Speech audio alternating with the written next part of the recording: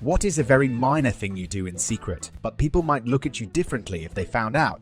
I sometimes pretend I'm famous and talk to myself as being interviewed. I'll give my opinions and motivations on how I made it. When I'm in the car alone, I scream just to scream. Sometimes it's because of stress, sometimes it's excitement, but something boils over and scream. I think of something embarrassing I did like 5 years ago and just start insulting myself like F you. Why did you say that to her? I totally do that and get extremely embarrassed thinking about it all over again. Like, I get a pit in my stomach when I think about certain stupid things that I said or have done. About 200 or 300 times per day, my mind wanders to a bad memory or something I'm ashamed of or a stressful thought, and I say no. When I'm on my own, I normally vocalize it. When I'm with people, I can nearly always suppress it, but not always. I often worry that this is the start of mental illness, and then I go, no, because of that thought. Sucks.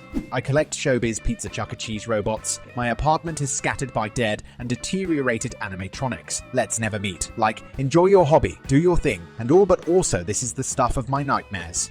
If I flush and it doesn't go down right away, I frown at the toilet as if I'm angrily disappointed, as if to intimidate the toilet. If it goes down, I feel all-powerful and smile. If it doesn't, I sigh and grab the plunger. All day, I have an alternate universe playing in my head where I'm someone completely different than who I really am. Some days, I'm a mob boss. Others, I'm a superhero. And others, where I'm an alien visiting Earth. You know, normal stuff. I do the same thing. I'll tend to interact with characters from books or movies or with celebrities in my head, as if I know them well, and hang out with them. I live in DC and pretend George Washington is riding shotgun. I explain to him present-day mundane things like the metro or monuments, and he's super psyched about how the future has changed. Also, I answer his imaginary question. I do the same thing, but it's Benjamin Franklin or Thomas Jefferson, depending on my mood. I always pretend I'm trying to ask for a founder's take on current affairs, but all they care about is asking about technological advances and are too mind-blown to discuss politics. I explain computers and programming, the current state of military tech, the world wars, etc. I huff my cats like I'll just hold them and smell their heads. It's oddly relaxing. The best is smelling them after they've been laying outside in the sun. Nothing better than the smell of a sunny cat. My family and anyone else I've ever told thinks I'm crazy though. When at my job, I talk to myself as if I'm training someone to do my same job, like an apprentice. In reality, whenever a new guy comes, I'm terrible, teacher. I collect tumbled gemstones. I have over 500 of them. I'm not even a person that uses them for chakras or positive energy. I just like collecting rocks.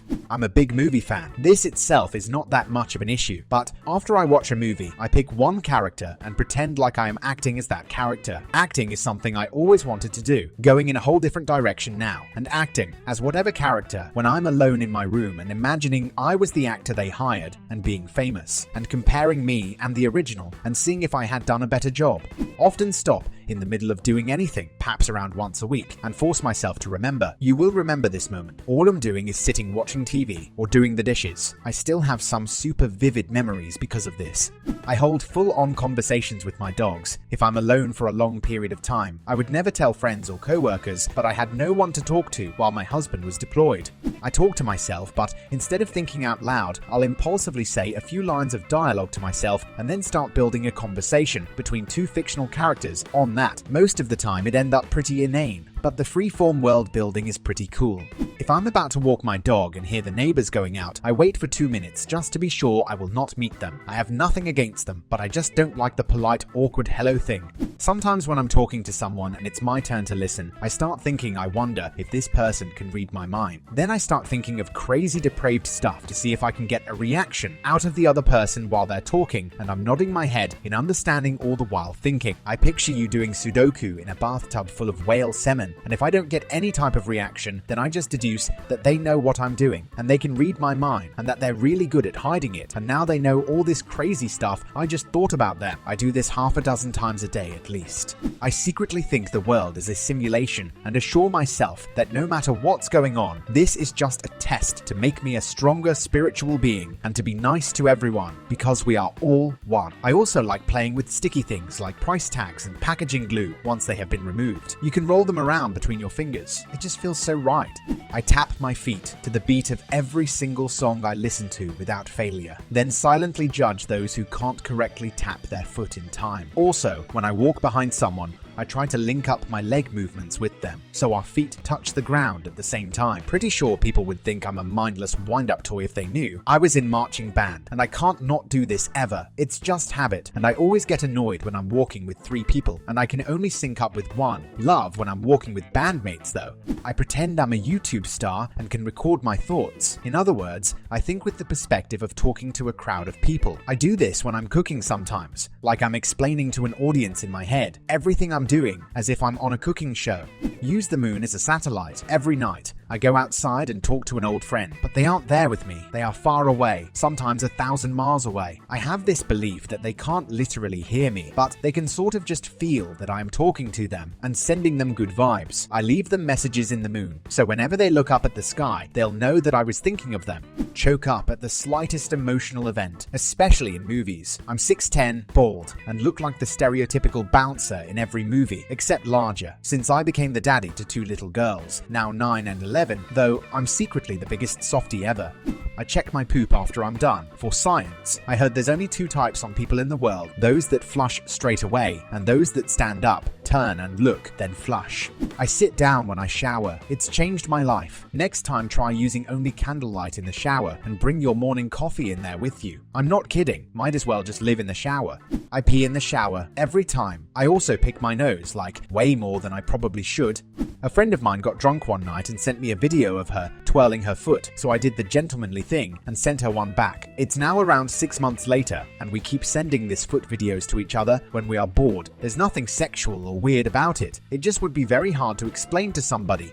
I stream while playing video games to a grand total of 0 people and pretend to explain my thought process to an imaginary audience. It sounds lonely, and kind of is. But I instantly improved my rank when I forced myself to explain why I would do something. What you're doing is what a lot of computer programmers do. It's called rubber duck debugging, where you basically talk to the duck about your code and your process. Something about talking out loud helps with cognition and understanding.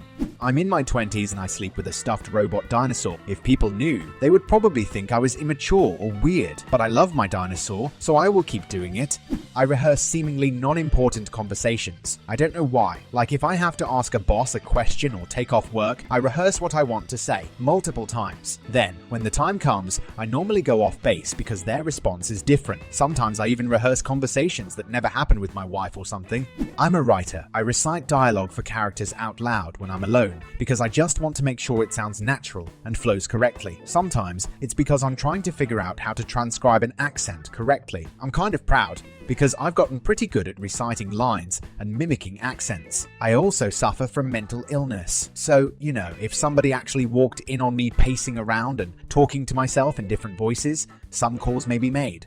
I talk to my houseplants and tell them how pretty they are while I'm watering them. Ever since I was a toddler, I play with my belly button. It's kind of an innie-outie, and I can pull some of the excess skin out and just fiddle with it. It's always been a strange source of comfort. God, it sounds so weird when I type it out. I don't know if people would look at me differently if they knew, but I still keep it secret. I sleep with a stuffed tiger named Amy, who's a sassy know-it-all who thinks it's dumb that I still need her to keep the nightmares away. But she loves me so much that she does it anyway. She's also a great listener, but thinks my life problems are silly, but she still helps me out. I'm 23.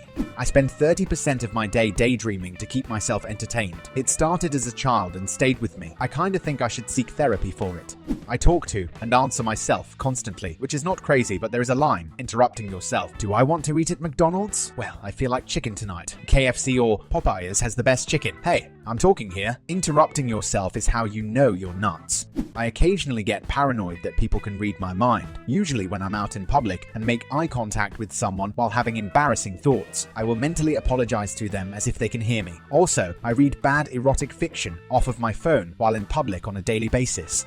I sometimes use my phone in the shower. I guess it's not a big deal, but I know some would say it's lazy and an addiction if I can't go through a shower without my phone. I talk to my wife. I know she's gone, but she was there for the last 15 years. It is a habit now. Sometimes I catch myself talking to her where I have seemingly forgotten she's gone, try to ask her where I put something, remember and break down. Pretty sure if someone on the outside of my world saw it, they would think I was dealing with dementia. I call myself Kyle. My name isn't Kyle. It helps me keep my arguments with myself straight. I learned it from Eric Matthews as a joke, and it just stayed like that. When my roommates found out, they laughed their asses off for the rest of the week. They found out because I was telling a story and recited my conversation out loud, verbatim. Well, when I saw her, I was like, Kyle, doesn't she look familiar? Wait, what? Who's Kyle? That's what I call myself. They laughed for hours. I'm not kidding. They'd crack up randomly, look at me, shake their heads laughing. One still remembers too. He sent me his wedding invite address too. The bum, wife, and Kyle. My wife was like, who the F is Kyle? And then we had to have that conversation. She was unamused. I randomly make unfathomable, disgusting, inhuman facial expressions at people behind their backs to express my frustration with them. Somewhat normal, right? No, I don't do the screw you tongue out expression. A screeching, throaty, eardrum bleeding monster sound would describe them much better. Sometimes after walking my dog, I'll bag up her droppings into water balloons, add a little bit of Gatorade, tie them up, and throw them at the big lizards sitting on my dad's front porch. The lizards are super quick, but since they're cold-blooded, it's easier to hit them on cooler days or when the sun isn't out.